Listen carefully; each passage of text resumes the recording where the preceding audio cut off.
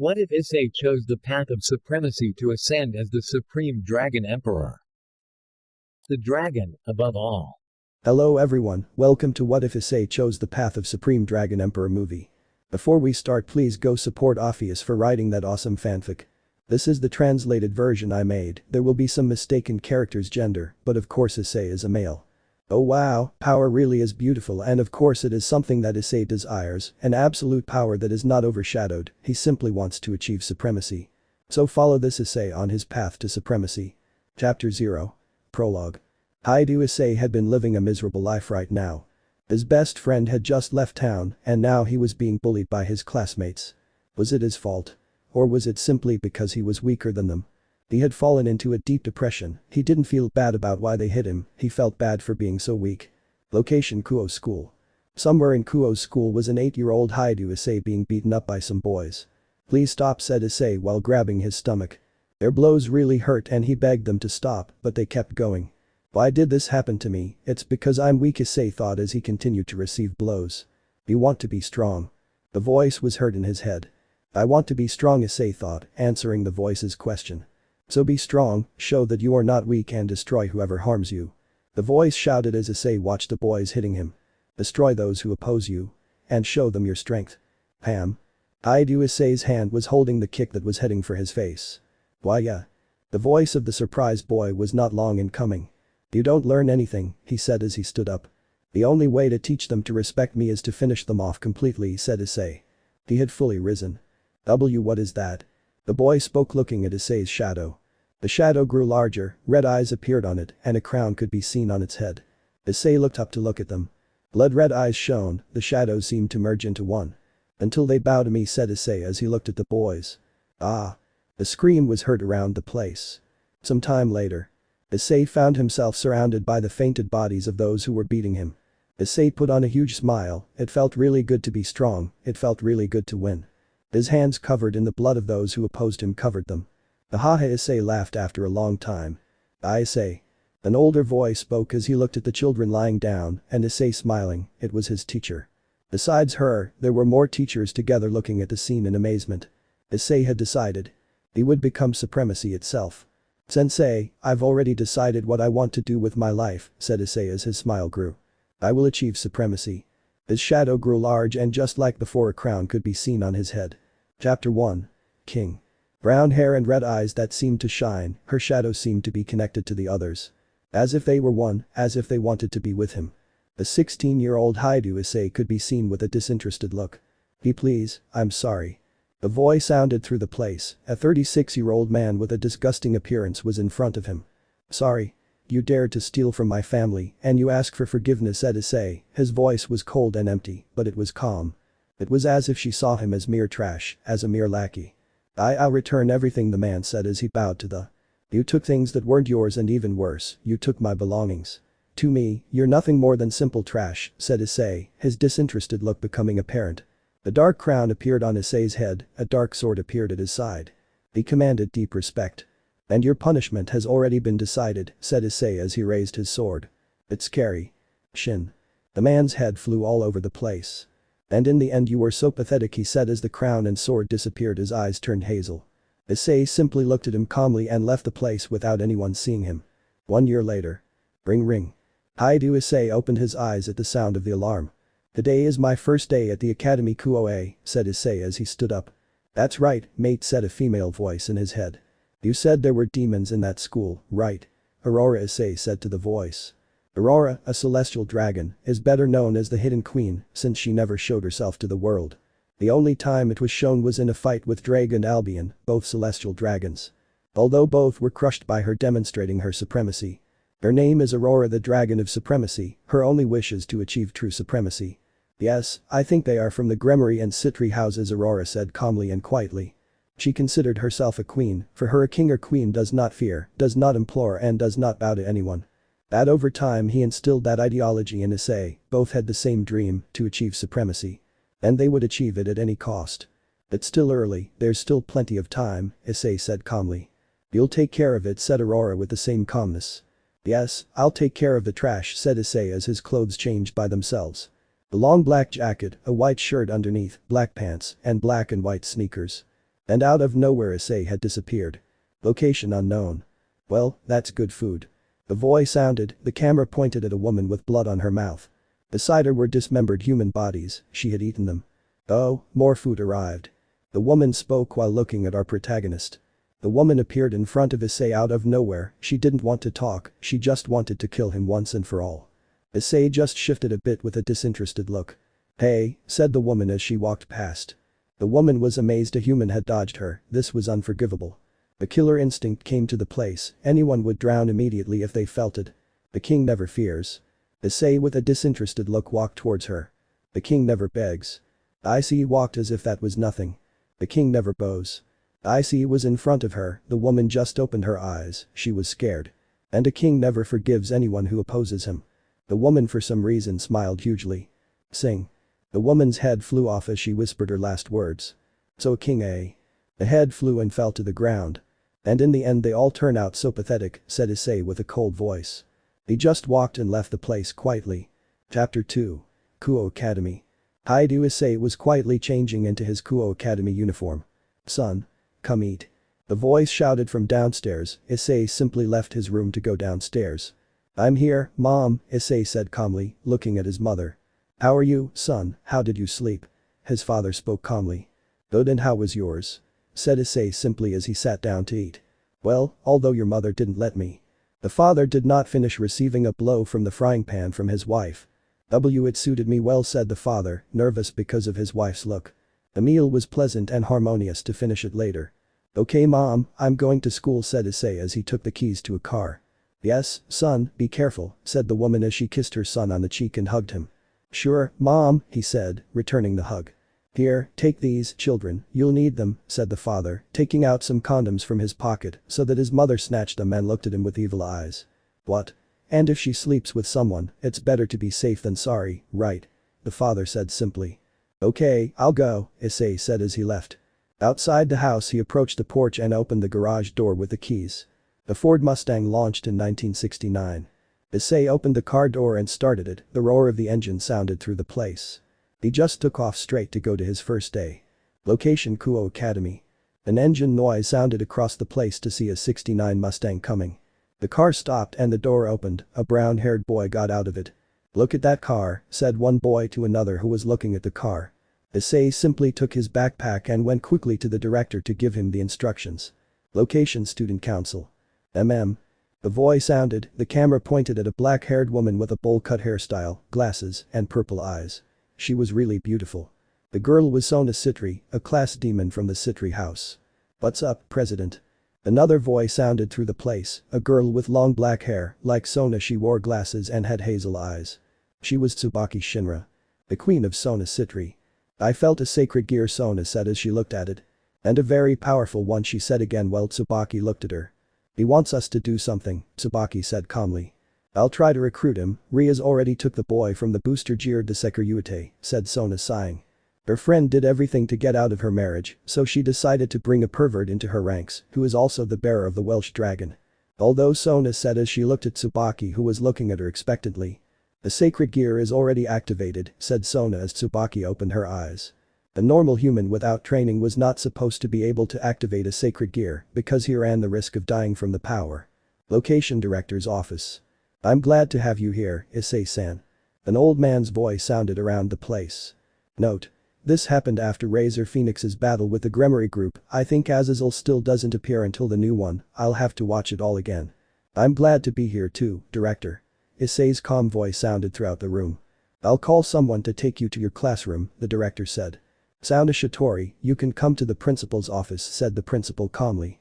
Some time later. I'm here, Director. The voice sounded through the place, Issei turned to look at her and smiled, it was a demon, and it was from the Sitri house. Sona saw Issei smiling and knew that he was the bearer of the sacred jeered.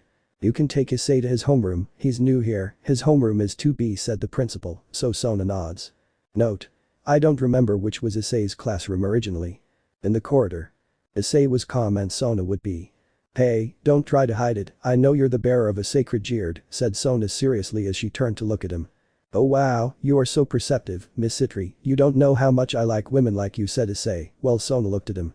Issei wanted to achieve supremacy and of course supremacy also led to conquering women for him. I stopped flirting with you, Hyoudou Issei, Sona said coldly.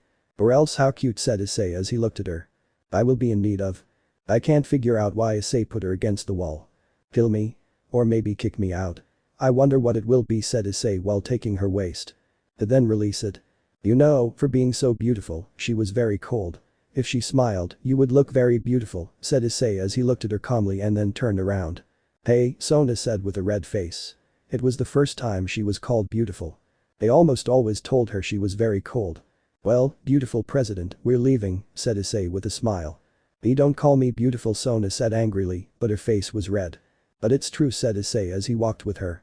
Haha, his face is extremely funny, Aurora said in Issei's mind, laughing. Some time later. Well, here we are, said Sona while looking at Issei. What about my kiss or a hug? Issei said calmly. This guy, Sona thought, she barely knew him and they weren't a couple or anything, they were just strangers, and yet he was flirting with her the whole way. Sona knocked for a teacher to open and Sona told him that she was a new student. Issei turned around and left. See you, beautiful, said Issei as the teacher entered. Sona left with a red face. Well, students, today we have a new student, come in, said the teacher. Issei walked in calmly and wrote the name on the board. I'm Hyoudou Issei, a pleasure, Issei said disinterestedly. Character table. This is a character table to clarify some things about the sacred Geard or some things about his past. Name. Hyoudou Issei. Age. 17 years. Personality. He is cold and disinterested with almost everyone, but sometimes shows a cold smile, just like his flirtatious personality towards women that he considers good women for him. Past. After his friend left, he began to receive bullying from boys in his class, so he decided to take justice into his own hands, and Aurora appeared. After what happened, he was taken to a psychologist and he showed that he had severe cases of depression, as well as disinterest in things like death and murder. For him it was a game. Psychologist. They gave him photos of murders etc. and he just gave a disinterested look and answered. Do you want me to be scared with things like that? Death is part of life, sooner or later we all die. Death is feared as a great evil, but in the end it is simply nothing. He was asked questions about the world. The world is irrational, as there can be happy people, there will be sad people. Just as there are rich people, there are people who work for them. There are people who don't deserve anything, and there are people who deserve it but don't have it. This world is just a stupid joke. Sacred gear. The crown of supremacy. Type. Longinus. The third celestial dragon is locked inside, known as the Hidden Queen, since she never showed herself to the world. It is said that there was one thing he desired very much, and that was to achieve supremacy. Stages. The first stage improves strength, speed and anything that has to do with physique. As it also enhances magical abilities to extreme levels. It is said that a basic spell reaches the level of a Mao, given the improvement in addition to a dark crown being placed on his head and a dark sword. Balance breaker. In the balance breaker, a dark armor appears in the warrior type of the Middle Ages, as well as the sword becomes more robust. Has the ability to copy any magical and physical ability instantly as well as abilities from other sacred Geard. Its main characteristics are that it can control darkness and even death itself if it wants to, just as all its abilities are improved. But the carrier has to have a good body as well as magic because he can die immediately when activating it. For this, Issei had to become part dragon to be able to use it for an unlimited time, but it still gets a little tiring. Juggernaut drive. In this phase it transforms into a huge dragon that can fight with the dragon gods with good training, although Issei does not control it very well yet. To activate it you have to use the following chant. I, the one who would wake up. The day has finally arrived. I will become the dark dragon of supremacy. Waiting so long. May he make the world bow down to him. The one in which I made God bow down. We will reach. I will make infinity, sleep, and apocalypse bow before me. The true supremacy. And I will plunge them into deep despair. Juggernaut drive. And that's all for the character table. Chapter 3. Week. Hyoudou Issei had arrived at his classroom and as a typical student he introduced himself. And then he sat in his place. Time passed slowly and boringly, the teachers had nothing to teach him. Some time later. Issei was sitting in his quiet place, he was bored and too. Hyoudou Issei to the student council. The loud voice sounded around the place, Issei just stood. That girl maybe wanted him for something, she wasn't in a good mood since morning. Location student council.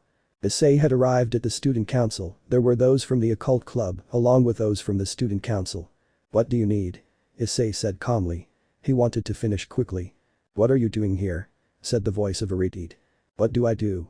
Hey, I don't know if you've noticed. It's a high school. What do you think I do? Selling drugs. Issei said as he looked at the redeed.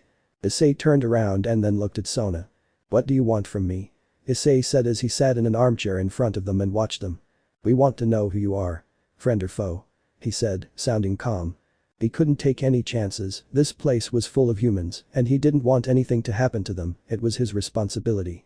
Just like the one in Rias, but she almost never did her work, which caused her to overexert herself. None, I'm not your ally, but I'm not your enemy either. I just want you to leave me alone and I won't do anything, Issei said calmly. Okay, said Sona, but was interrupted by laughter. Hey, do you want to join my nobility? I see that you are strong, said Rias. Join? No thanks, said Issei with disinterest. This girl seemed a little arrogant as well as spoiled. Why not? I'll give you everything you want, said Rias while looking at Issei calmly. What I wish, said Issei. Her eyes darkened and her hair covered them a little. You can revive the dead, said Issei, his voice was cold, his gaze became dead-looking. They sweated a little, the boy was scary. And it didn't help that in his shadow you could see two big blood-red eyes. You can't, Then you're just of no use to me, Issei said as he stood up. Nah, Issei, you must stop being such a sleepyhead. Hey, run. You're going to miss it, Issei. A female voice was heard in his head. Don't tell the useless president, a voice was heard. And then a red glove was heading towards Issei's face. So pathetic, Issei said as the gauntlet simply stopped him with one hand. So weak, Issei said as he threw the boy flying. A dark aura appeared in front of Issei and a crown appeared on his head. The king is never afraid. Issei approached little by little reciting what he had said before. The king never begs. Issei was watching them, darkness gathering around him. The king never bows. His shadow began to join with the others as if it were one. And a king never forgives anyone who opposes him. Wait, we're sorry. Sona shouted, standing in front of him. Calm down, Sona said as she felt the aura lower and calm down. Issei just turned around, these guys were too pathetic, they weren't worth it. Some time later. Location Student Council. Rias. You should stop asking anyone to join your peerage. Sona was angry with Rias. If you want to get out of this stupid marriage so badly, train like everyone else. Sona shouted at Rias. This girl didn't train since everything fell on a silver platter in her hands. And I was fed up with everything already. The President Tsubaki said nervously. No, Tsubaki. Not this time, shouted Sona. Rias, stop acting like a bucking girl. Go away. Sona shouted as she took the club out of the hidden room and sat down. Said Sona, she didn't say so many curses, but this time she was angry. Place Issei's class. Issei was watching his teacher explaining the class that was so boring. Issei closed his eyes and started to sleep. Issei. The voice suddenly woke Issei up, who was asleep at his desk. What are you doing asleep? I told you not to fall asleep in class anymore. Moo. I'm so sorry, Akari said Issei, seeing the girl in front of him. Moo, Issei. Said Akari with a calm smile. Chapter 4. Memories and Weak. I'm coming. Moo. Issei-kun, you must stop sleeping in class. Yes, Akari said Issei while looking at her. I really told you, next time I'll lift you up with a punch. Said Akari while doing wrestling moves. Haha, you look more cute than dangerous, said Issei with a smile. Akari saw it and just pouted. Hey Issei, do you think this looks good on me? Akari said, trying on some clothes. Everything looks good on you, Issei said calmly. Akari blushed and started looking for more clothes. It's really tiring, Issei whispered a little tiredly. I want an ice cream. Akari said as she ran towards an ice cream cart. Yes, said Issei calmly. I want a chocolate one, Akari said with a smile. And you? Said Akari as she turned to look at him.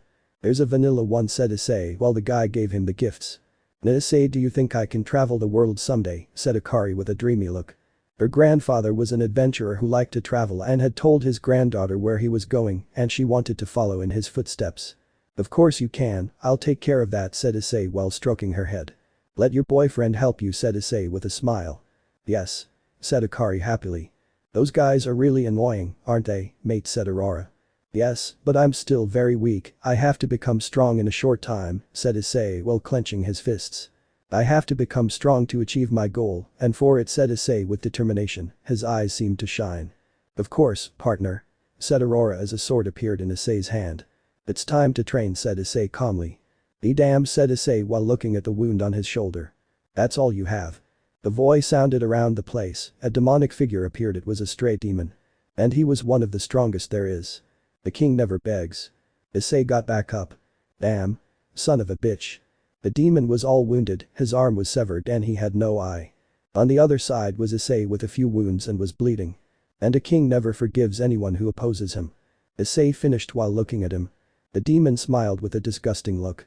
So much Issei that you try to hunt me, and now you succeeded, said the demon, while his smile grew bigger. Do you think I don't look for your weaknesses? You should look for her, Issei. You're beautiful, Akari. Issei opened his eyes, the demon's head flew out with the same smile. Akari. Issei shouted as he opened the door to Akari's house. Hey Akari, Issei said as he fell to the ground. There was Akari lying there while fluids came out of her vagina and she was covered in bruises and blows on her face. Issei. A small voice sounded. Akari.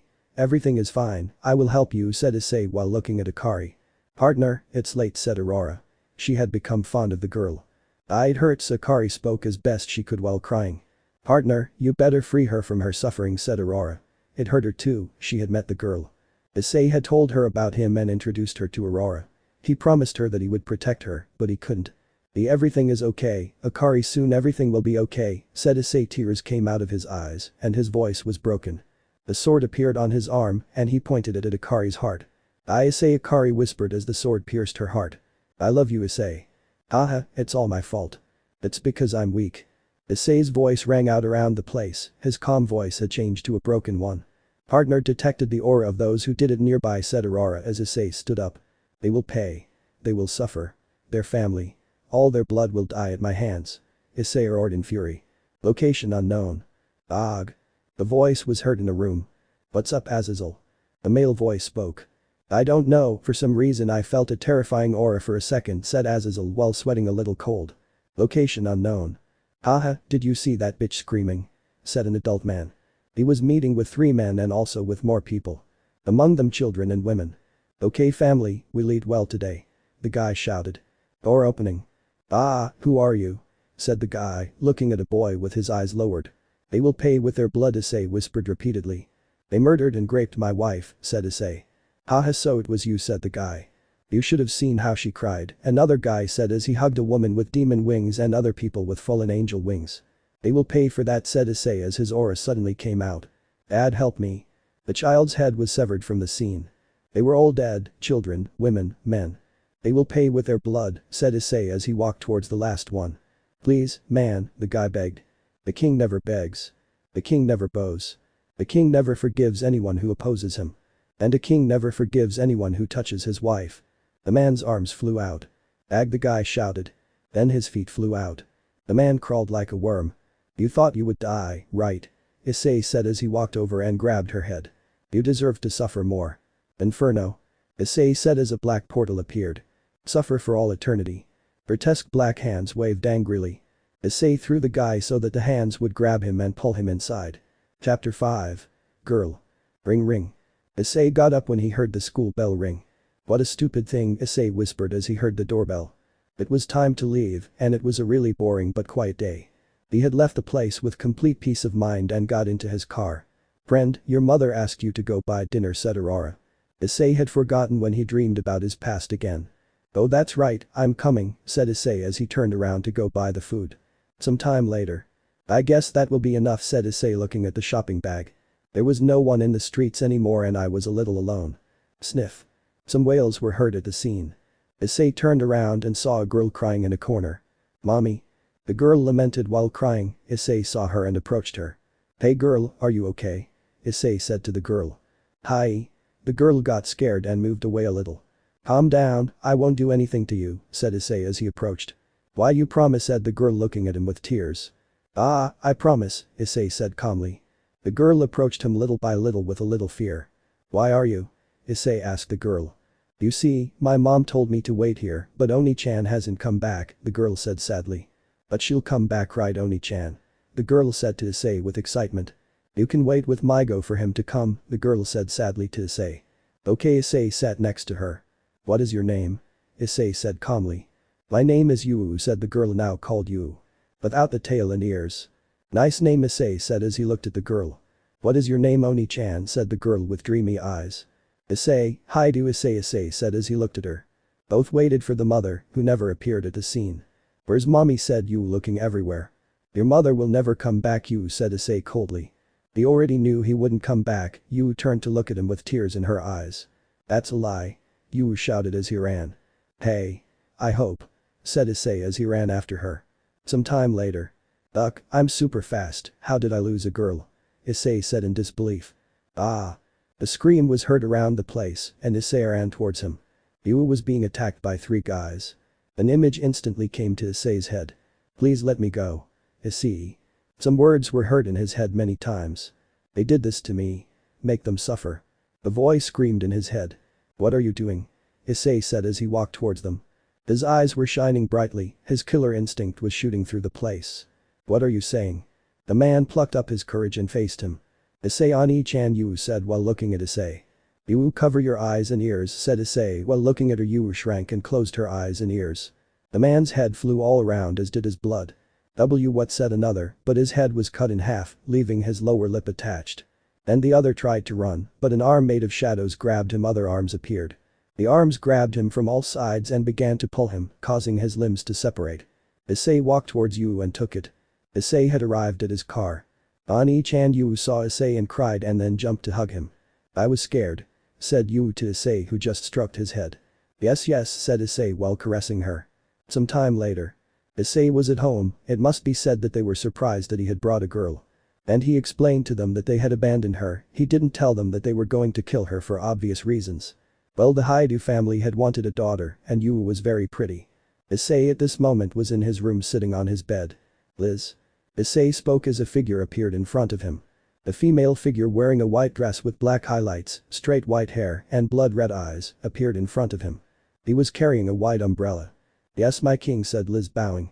Issei Hyoudou had done many things during his life and one of them was to form a group under his command. Liz was one of them. She had an ability that allowed her to control ice to its maximum power. "I could create it or I could make the world be covered in ice in an instant and of course I could control it." He had saved her when she was a child, just like he had saved the other people in his group. "You already discovered who the girl's mother was," Issei said calmly. "Yes, my king, the mother is called Ai Nakamura and her husband Yamada Nakamura," said Liz calmly. "And why did they abandon her?" Issei said seriously as he looked at the photos in front of him. "Why couldn't they keep it, and it was a problem for them according to what I found out, also that they were going to come back for it, but to sell it," said Liz seriously. But Issei said simply. "Kill them and feed them to my pets," said Issei while Liz nodded. "As you command, my king," said Liz as she disappeared. Location unknown. "Nice to meet you," Liz said looking at the guys in front of her, who were looking at her in shock. How this person had entered his house. "I introduce myself, I'm Liz, my king ordered me to kill you for abandoning his now sister Hyoudou," said Liz calmly. "What the hell are you talking about? How did you get into my house?" Yamada said angrily. The guy's arm shot out into a wall. Hyoudou just watched calmly as ice began to fill the walls and the cold became present. "It's my dear king's orders," said Liz as her face blushed a little.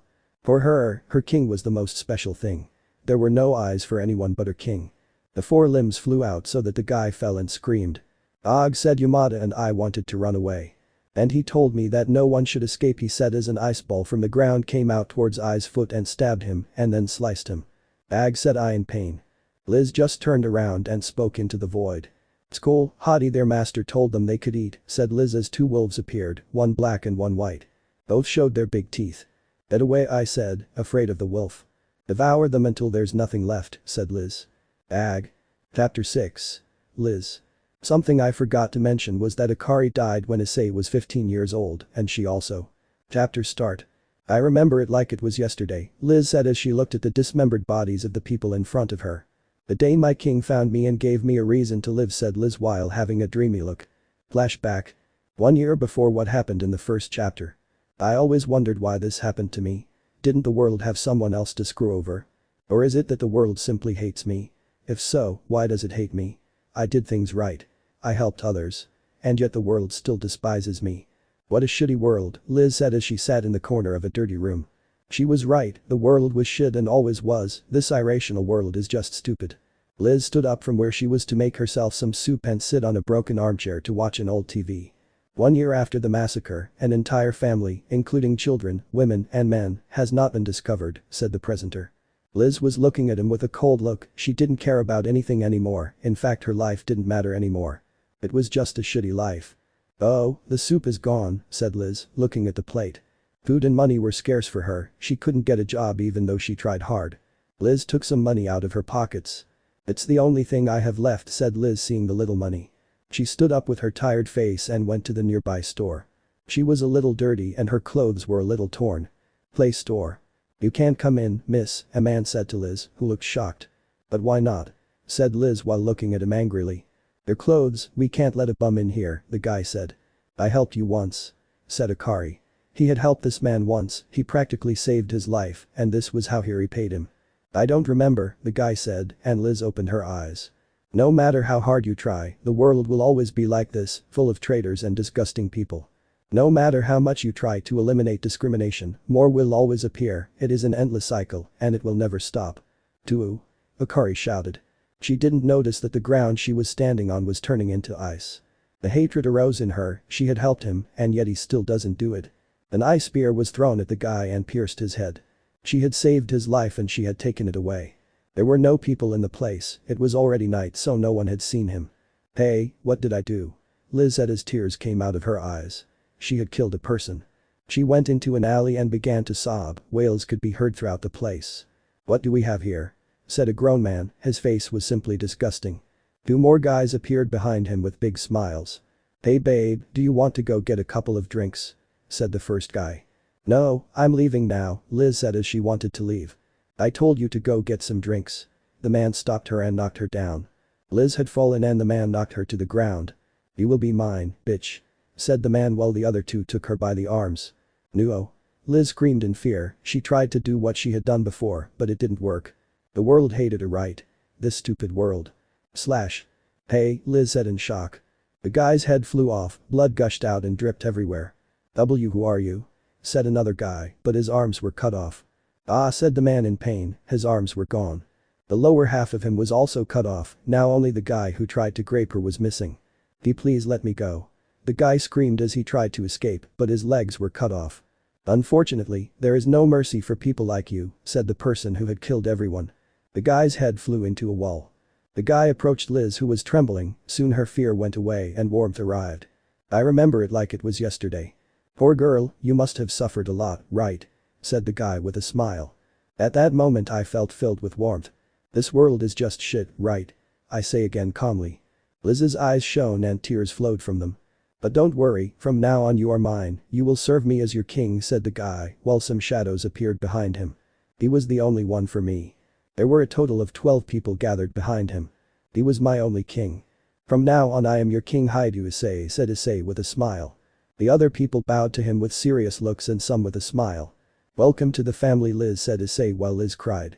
Finally, after so much time, he had a reason to live, and that was his king. End of flashback. "He came to me and gave me a family I can be happy with," Liz said, looking at the bodies lying on the ground. "That's why I will kill whoever opposes him, without mercy," he said while looking at the bodies with a cold gaze. Chapter 7. Gabriel. Hyoudou Issei had ordered those people to be killed, he has a strong desire to protect whoever he loves. For example, being his sister, he loves her just like his lackeys, he will protect them from whatever is necessary. Sunrise. Issei woke up peacefully last night. Liz came back to say that she came back and completed the mission.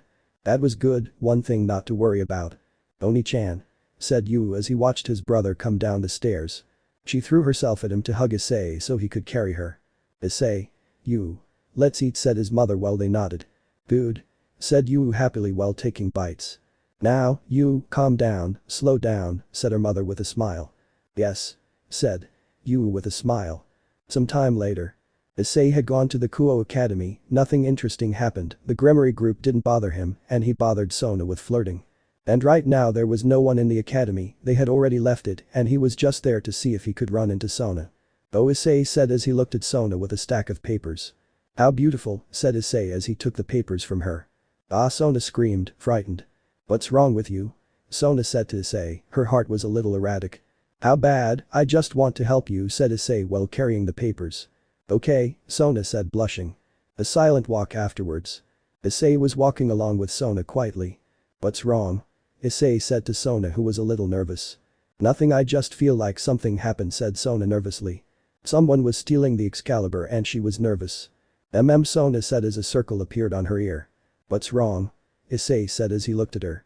"You're calling me, I have to go," Sona said to teleport. Some time later. "How boring," said Issei while lying in his bed. It was night and he was totally bored. "My king," said a voice in the darkness. "What's wrong, Oda?" said Issei while in the darkness a girl was revealed. Scarlet hair as well as her beautiful red eyes that seemed to glow in the dark. "Gabriel is planning to attack Kuoh," said Oda while bowing. "Fine, I'll take care of it," Issei said as he stood up and looked at her. This was Oda, a girl who found her abilities in her worst moments, her abilities with the spear and her control of fire identical to Liz's with ice. She takes care of the reconnaissance a little more, but that doesn't take away from how strong she is in a fight. In fact, she loves to fight. They both didn't get along a bit, they almost always argued about something, but she could live with that. "As you order," said Oda as he stood with a portal opened below them to appear in the Kuoh Academy. Issei appeared right in the middle of the fight as if he didn't care. What said Sona seeing Issei standing in the middle of the fight along with a red-haired girl while maintaining the barrier. "What a stupid thing to do," he said as he looked back at the people who were completely hurt. Issei said, an orange-haired girl seeing her childhood friend in front of her. "He had changed, but I could still recognize him."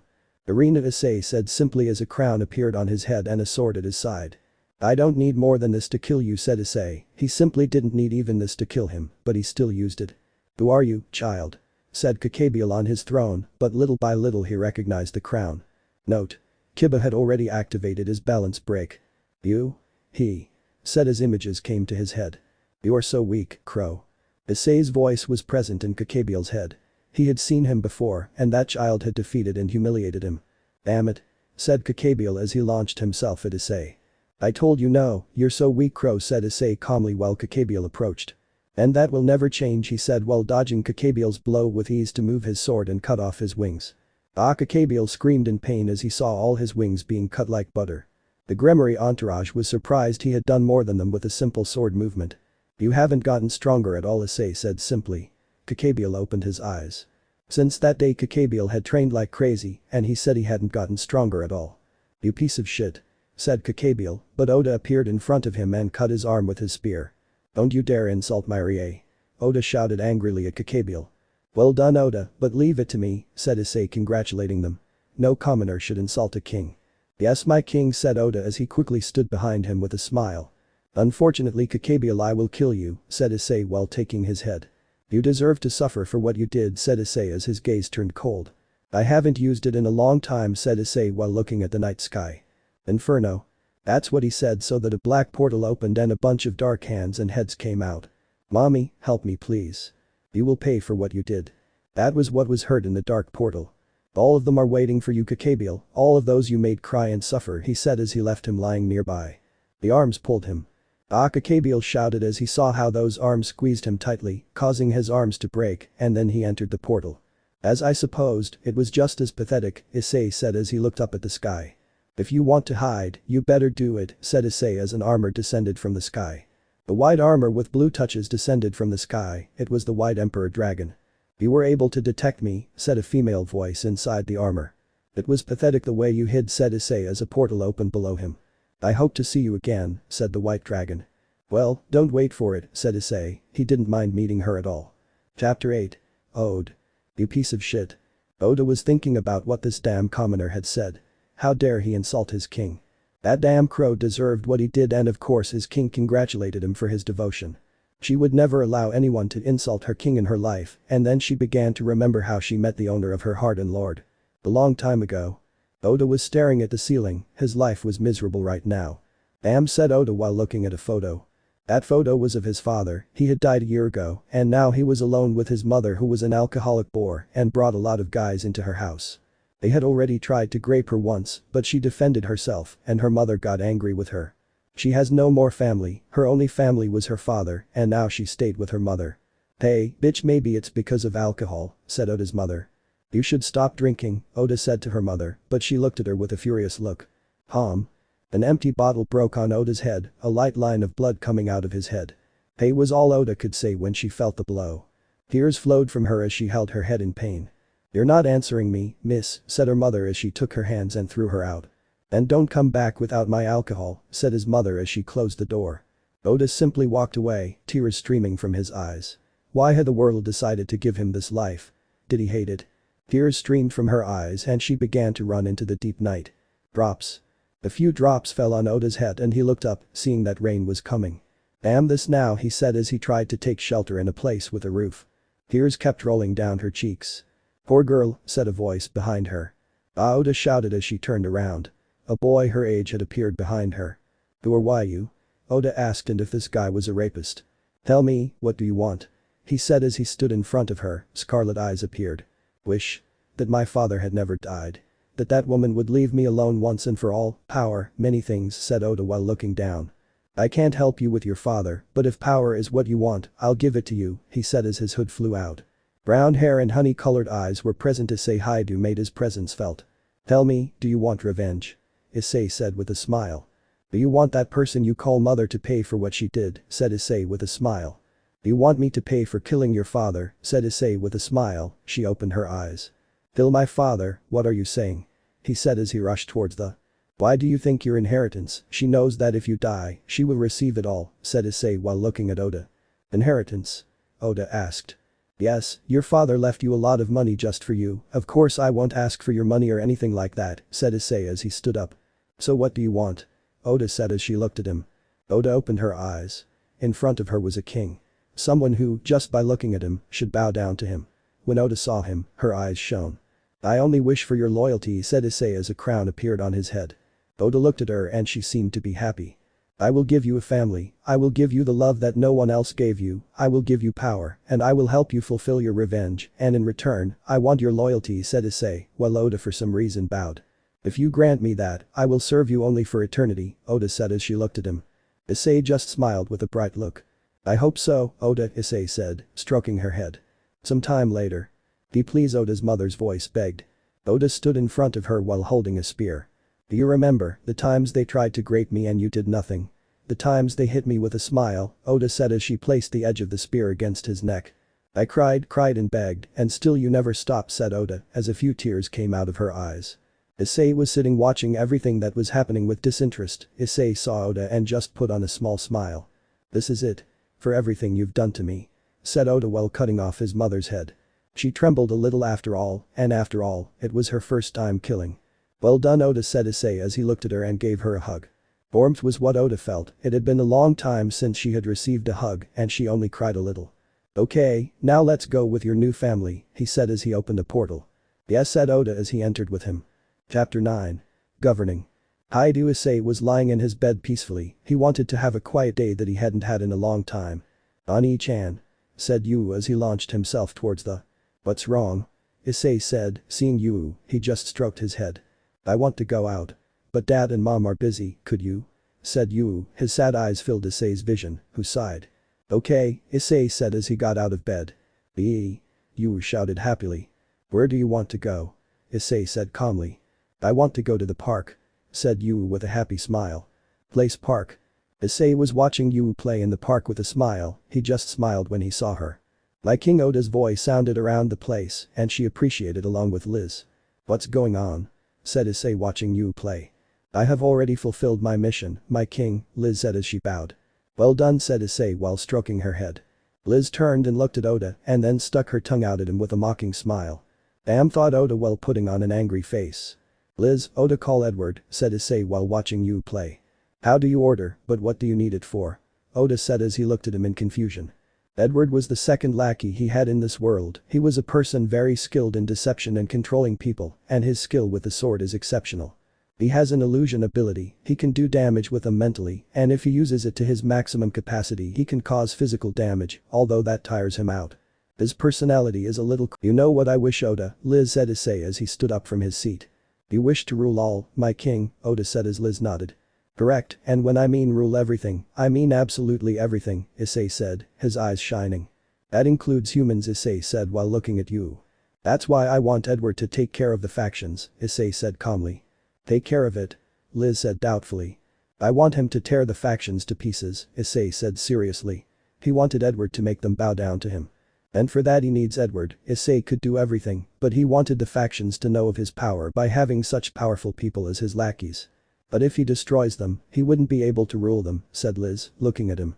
"Not destroy them physically, I want to destroy their pride, I want them to know that no matter how hard they try, they will never be able to defeat me," said Issei, while looking at Liz and Oda with his red eyes shining. "This stupid world must know who is superior," said Issei with a serious look. The darkness seemed to gather around him. Oda and Liz looked at each other, their eyes shining as they looked at him, a smile of appreciation on their face. Their king was a being full of supremacy. "As you command," said Oda and Liz as they disappeared. Issei just smiled, letting Edward take charge would make Edward have some fun. He can use his illusion ability and his sword, although he is not that strong physically, he is still very powerful. He knew that the factions would be afraid to see someone so powerful and would feel so humiliated, and their pride would be shattered. "Ani-chan is a man who is bothering me," said Hyoudou, while pointing at some guys who were smiling. "Hyoudou, I want you to stay here and cover your eyes and ears," Issei said calmly. They looked like normal bandits with nothing special. Issei only saw them as these kinds of people, they were such idiots. Issei stopped and went towards them, he was very possessive with what was his or his family, and if someone dares to touch it, I would destroy them. Said Issei as the guy turned around. Issei didn't ask nor was he interested and simply grabbed his head and slammed it against the ground. "You know, I'm very possessive and I really hate anyone who touches what's mine," Issei said as he put his foot on his head. The others saw this with disbelief and surprise. "People like you don't know who your superior is," said Issei while remembering his childhood. "The only way to teach them to respect me is to finish them off completely," said Issei while his eyes shone. A shadow appeared behind him, a large crown on his head and glowing red eyes. "Until they bow to me," said Issei while smiling, this brought back so many memories. Chapter 10. Factions. Issei was sitting on a throne, it was a base they had hidden from the world. "Nice to see you, Edward," Issei said as he looked at a boy in front of him. He had brown hair with blonde tips, his eyes were brown, and he had a smile, but at the same time you could see his seriousness. "It is an honor, my king," Edward said with a smile, but his voice was serious. "I have a mission for you," said Issei seriously while Edward got serious. "You have to destroy the pride of the factions," said Issei with a smile as did Edward, who saw him with a smile. He understood what his king wanted and he was willing to serve him in whatever was necessary. "As you command," said Edward as he disappeared from the place immediately. "Oh, factions, you have to understand," said Issei while sitting on his throne. His fist rested on his chin and his eyes shone brightly. "Who is superior here, who should you serve?" Issei said as darkness surrounded him. Location: Kuoh School. The factions were currently in a meeting about Gabriel and were talking about Issei. "So you don't know where it is?" Azazel said to the Gremory and Sitri group. "No, I tried to contact him, but his parents say he went out," said Sona seriously. She went to Issei's house and was received by her parents in a good way, but she felt that they were watching her and she felt that if she did something she would die. And all this was caused by Liz and Oda, who hid in a surprising way since Issei gave them the mission to protect their parents. Out of nowhere time stopped. "What's going on?" said Rias while holding a hand to the Sekiryuutei. She was saved from being frozen by touching her pawn at the right moment. "Time froze," said Sona while having her hand stuck to Saji's clothes. She was saved in the same way. "This is Gasper," said Rias as she felt her other bishop. Note: I think it was a bishop. They had recently managed to get him out of his room or prison, in which he was locked up by his power. "Ryu," said Rias to the Sekiryuutei, that was his name. "Rias, do something with your bishop." "Ryu, could you accompany her?" said Sirzechs as he stood up like the others. "Yes," said Ryu as he walked out towards his bishop. Boom. An explosion sounded in the wall that ended up destroyed. "Nice to meet you, fake leaders," said a flying brunette. "Kateria," said Seraphol to the girl who had an apron. "Hello, fake Mayu," said Kateria angrily. "Why are you doing this?" Seraphol said to Kateria. "Why do I do this? You took away what was rightfully mine," said Kateria angrily. A bunch of wizards came out behind her. The la-la voice sounded around the place was humming a song. "Nice to meet you," said a voice with happiness and madness. In front of them Edward appeared out of nowhere with a smile. "Who are you?" said Kateria seeing him. There was supposed to be a barrier and time was stopped, he had to be very strong. "My king has ordered me something that I have to do here," Edward said, bowing slightly. "That's why I'm sorry if you end up with some damage," Edward said. A grotesque thing appeared behind him and then disappeared. Out of nowhere the wizards were completely massacred, without any resistance, without any cry of pain. And out of nowhere, as if nothing had happened, they reappeared perfectly fine, their faces were terrified and they seemed petrified. "Well, let the show begin," said Edward with a big smile. Out of nowhere the whole world sank into a deep darkness for their eyes. "It's time to play," said a girl's voice with a stuffed animal in front of them. Behind her, multiple grotesque things approached them. "This game of death," said the girl with a twisted smile. Edward was good at making people lose their fighting spirit and bow down to their king. For him his king was like a father, a brother, someone to trust. His king saved him when he was in a bad state. In fact, he remembers when he met Issei's first lackey. They met and became like a family, just like when everyone else arrived, they were all saved by the. And they swore to serve in his name. "That is why I will destroy anything my king orders me to," said Edward, while behind him multiple creatures appear. All the work of his skill. "Well, let the fun begin," said the girl with a smile. Chapter 11. Edward. Edward looked at the features that had been imprisoned by his ability and began to remember his life. Flashback. Edward sat at the obituary with a cold stare. His parents recently took him to a psychologist and now he has schizophrenia. You think I can do something with that kid? Leave him somewhere," said a man to the person in front of him. The blonde-haired woman appeared with a worried face. They were her parents. "But he's our son," said the mother in a worried and sad way. Edward listened to everything they said and felt miserable at this moment. He could only watch as his family fell apart because of him. "I don't care," said the father angrily as he left the house. The mother turned around and saw her son and approached him. "Don't worry, my son, your mother will always be here for you," said the mother with a smile. "Because." "Thanks, Mom," said Edward, smiling at his mother. Evening. Edward was lying in his bed thinking about his life.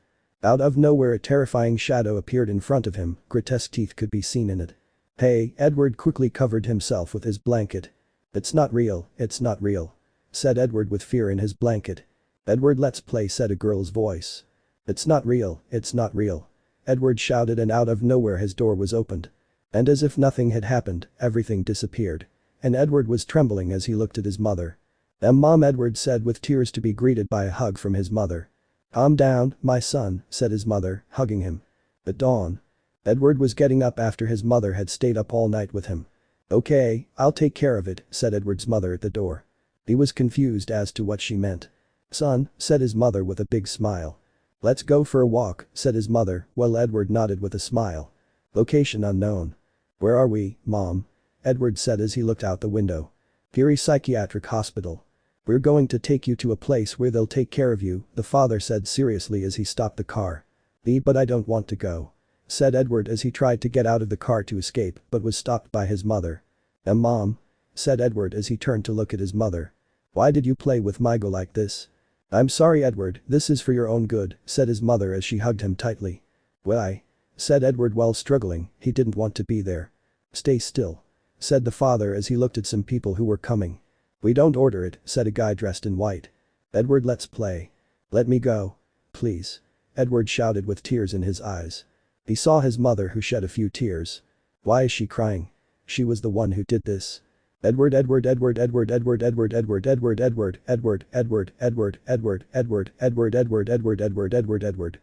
play." "Let me go, said Edward. And the world sank into deep darkness. "Hey," Edward said, looking ahead of him. The grotesque scene unfolded. The people he told to release him were found dead without their limbs. Edward said his mother, and then felt something wet behind her. Her husband was found without his head and she fell to the ground in fright. "Edward," screamed her mother when she saw Edward running away. "I remember it like it was yesterday. I was alone." And Edward was lying on some boxes. He was a little malnourished and had dark circles under his eyes. And then he appeared. "Poor boy, all alone in this place," said a voice in front of Edward. Edward turned around and saw in front of him a brown-haired boy with a smile. The shadows seemed to gather around him. That boy was Hyoudou Issei. "Your mother betrayed you, all because of an ability you can't control," said Issei as another shadow appeared behind him. "Who are you?" Edward said as he stepped back a little. Issei appeared and stroked his head a little. Edward opened his eyes a little. "From now on you will be one of my lackeys. I will give you everything you want," said Issei with a smile. "I'll help you control your ability," said Issei with a smile. Edward opened his eyes in surprise. The other shadow that was still covered approached and smiled a little. He felt an immense warmth. He hadn't felt this for a long time, and that made him shed a few tears. "And I will make you so strong that no one will hurt you again," said Issei while his eyes shone. Chapter 12. Broken Pride. Edward put on a smile as he looked at the leaders. Everyone had fallen into his illusion, and it was impossible to get out of there. Within the illusion, the faction leaders were fighting intensely against those creatures in front of them. "Damn," said Azazel as you watched as the beast seemed unfazed by his attacks. These beasts seemed to feel no harm and Hyoudou simply did nothing to him. "Maybe her weak point is that little girl," Michael said as he looked at the girl smiling tenderly. "Maybe," said Sirzechs while throwing a ball of destruction at a beast that apparently didn't flinch. This was simply ridiculous, apparently those monsters were not affected by anything. I'll distract the monsters, you go get the girl. Valerie, help me, said Azazel, while the other leaders nodded and Valerie activated her balance break of the White Emperor Dragon. Sona and Saji also helped Azazel and Valerie distract the monsters. Michael and Sirzechs approached the girl quickly. It's over, said Sirzechs while throwing a large ball of energy. Unfortunately, this is just the beginning, the girl said as the power collided with her. What the buck, said Sirzechs as Michael opened his eyes. In front of them a grotesque figure as if it had come out of their deepest nightmares appeared before them. The large black wolf, it had eyes almost all over its body and they seemed to ooze green liquid. Please, I hope you have fun, the girl said as the wolf charged towards them. They felt powerless, they felt very weak, that wolf, despite their efforts, seemed not to be affected. When trying to defend themselves, the wolves simply broke their defenses, they felt like ants in front of this monster. Be damned, said Michael as he looked at his wounded body, he looked at his companions who were in the same condition. This has to be a joke, Azazel said as he looked at the wolf. This is impossible, said Sirzechs as he watched the wolf grow to insane levels. The big wolf grew bigger and bigger and he looked at the faction leaders in front of him. The leaders and the children stared at the wolf in disbelief. They felt crushed and of course. His pride was totally broken. So weak, so pathetic, the girl said as she appeared in front of them out of nowhere. She took Sirzechs' head and stared at it. You don't look anything like him, said the girl, her red eyes seemed to glow with a deep dim light. My king would have finished everything in an instant, without any effort. The girl said with a smile. Her smile disappeared when she saw the leaders. But it seems you are so weak, said the girl as her smile grew. You guys are not worth it at all. End of the illusion. They stood in the same place as before with their clothes torn. Edward used his skill to the fullest, as his king ordered. He had to crush them completely until their pride was broken. And I hope you enjoyed this great show, Edward said as he bowed slightly. Edward smiled broadly as he saw the crushed leaders. Who is your leader? Sirzechs said while having his arm hurt. Well, it's still a secret, but he said they could call him the King of Kings. Edward smiled as he said his king's nickname. Hey, King of Kings, said Azazel as he stood up a little. Edward smiled and left the place with a smile and without any harm. This has to be a joke, said Sona, who had less damage than the others and only had a small wound. Note. Of course they can't hurt the king's future wife XD. Place throne. Issei was sitting on his throne, he kept his eyes closed and yet you could feel a great supremacy in him. Hey Issei. Let's go to the park. Ooh Issei. You should study more. Issei remembered his precious moments with his beloved Akari, but he also remembered the painful ones. See, calm down, everything will be fine. I say, I love you. Issei opened his eyes, red eyes could be seen on the throne, and darkness began to gather around him. I can't let something like that happen again, said Issei as a crown appeared on his head. That's why I'll make everyone bow down to me. And anyone who wants to take that away from me. He will die in my hands. Chapter 13. The next plan. Issei was sitting on his throne, Edward had come and told him that he had fulfilled his mission. Of course I'm not made Issei proud and made Edward happy and now Issei was sitting with a deep calm. I guess it's time to start the next Aurora plan, said Issei as he stood up. Yes, said Aurora happily. The world is governed by one rule, the law of the strongest. If you are strong everyone will bow to you, but if you are not you have to bow down. He had felt firsthand what it was like to be weak, he had felt the helplessness and resentment towards himself, he knew how humans felt and that was why he would give them the power to defend themselves. Although of course it was not the time to reveal it to everyone, but he knew that some needed it, some of them suffered and cried for wanting power that never came. And Issei needed an army loyal to him, he had a dream and that was to achieve supremacy and of course, that led to having his own kingdom. A kingdom that would be crushed by no one. A kingdom proud of itself. A kingdom that protects its people. A kingdom worthy of being called. The kingdom of supremacy. That was what Issei wanted and it was something he would get. Anastasia, Kuoh, said Issei very calmly. Two people appeared in front of him, a girl and a boy. The girl named Anastasia wore a typical maid outfit with green touches, her black hair and sparkling green eyes were present.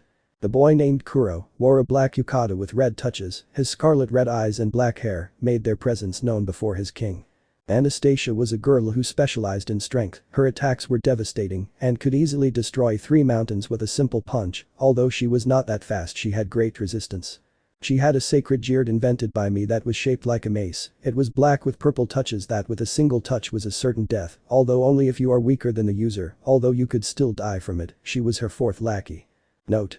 Liz was number 13, Oda was number 3, and Edward was number 2. Kuoh was an exceptional sword user, he could give fast and strong attacks, and they were truly dangerous. His sword skills were superior to Edward's, although he was not far behind. He had great speed, which made him leave a shadow behind, almost no one could follow his speed, unless it was the first lackey or Issei himself. He had a sacred that was a dark sword with golden touches, as well as a dark aura with red touches around it. The sword had an ability that made whoever cut it lose strength little by little. Kuoh was his fifth lackey. Something in particular that the two had was that they were blood brothers, he picked them both up in a difficult time just like the others. "What's wrong, my king?" Anastasia said seriously. "It does happen, my king," said Kuoh with a smile.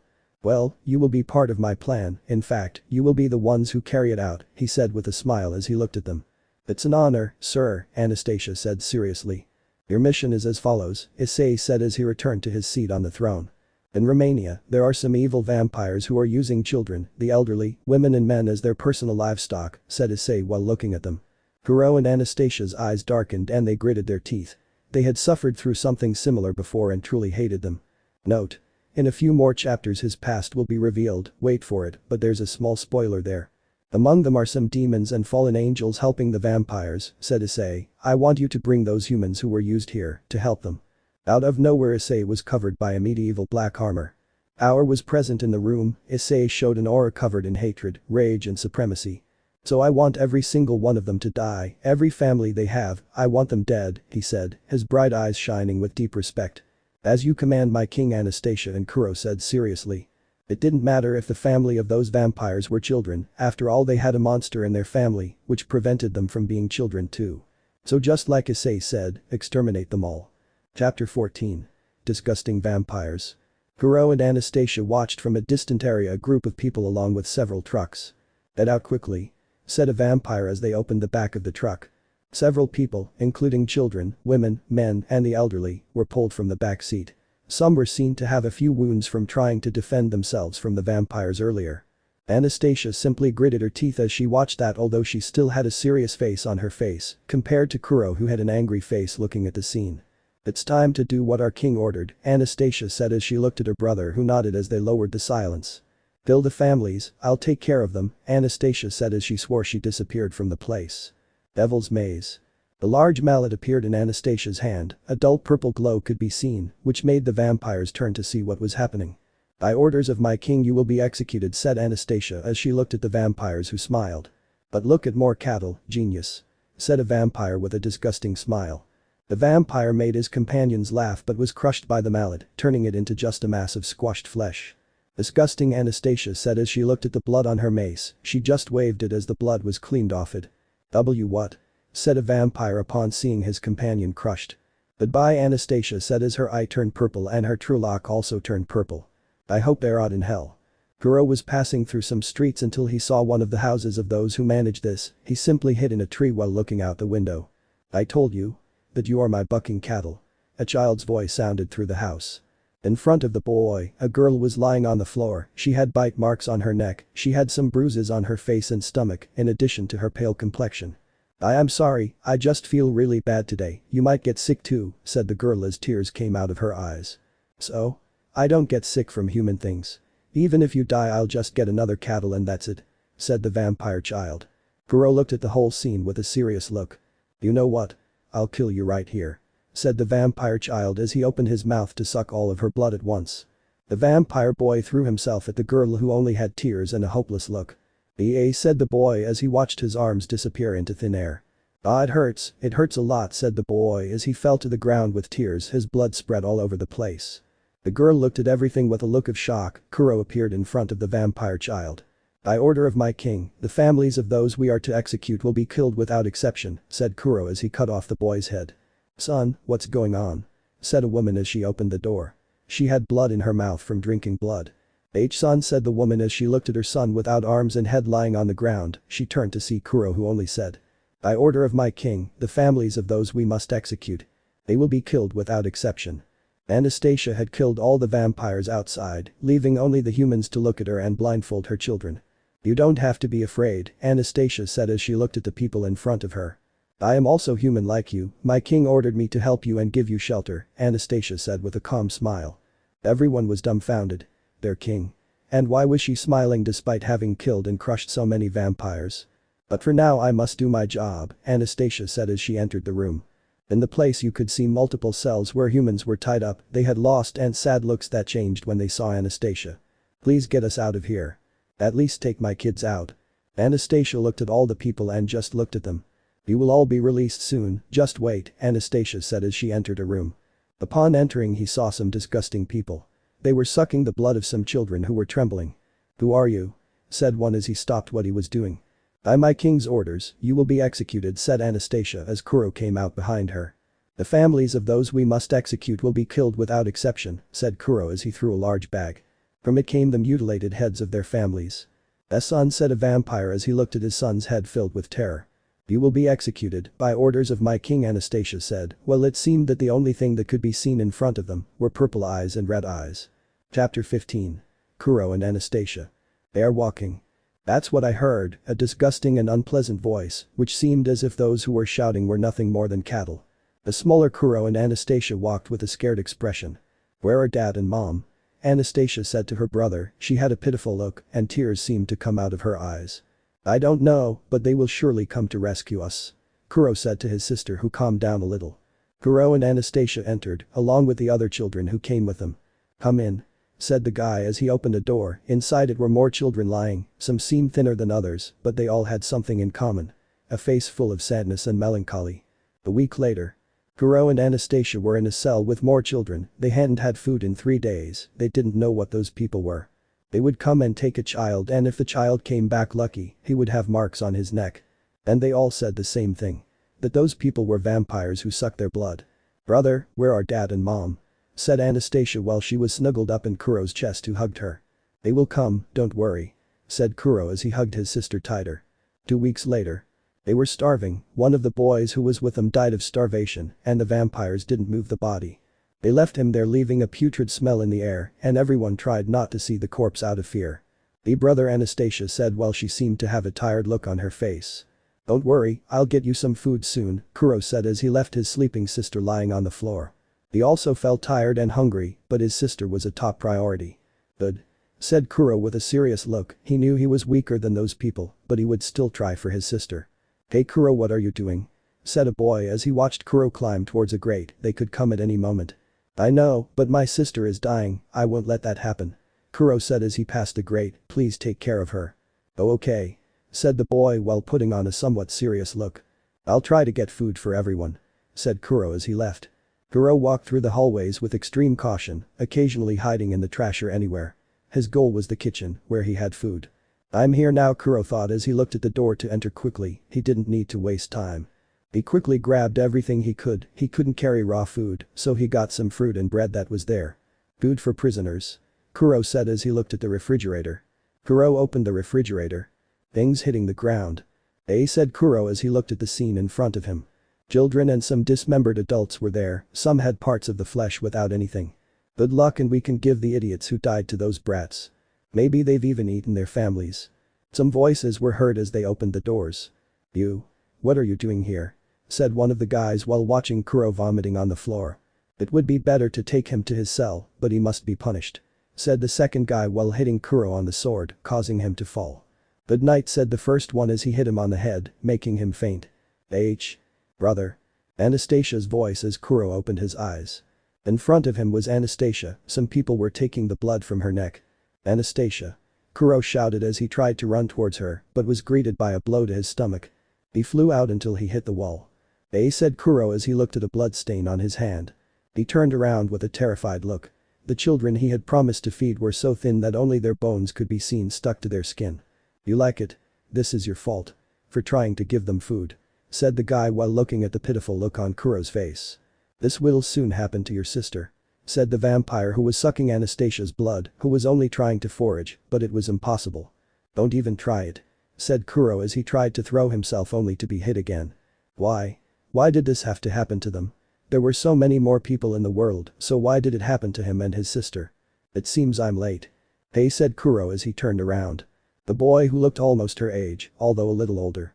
Anastasia is 15 and Kuoh is 16 years old currently. At this time Kuoh was 15 and Anastasia was 14 at that time. Brown hair and glowing red eyes, medieval armor covered the neck down. The armor was as black as a starless sky, it was simply beautiful. "What do we do with them, my king?" said a red-haired girl next to the boy. On his other side was a dark shadow.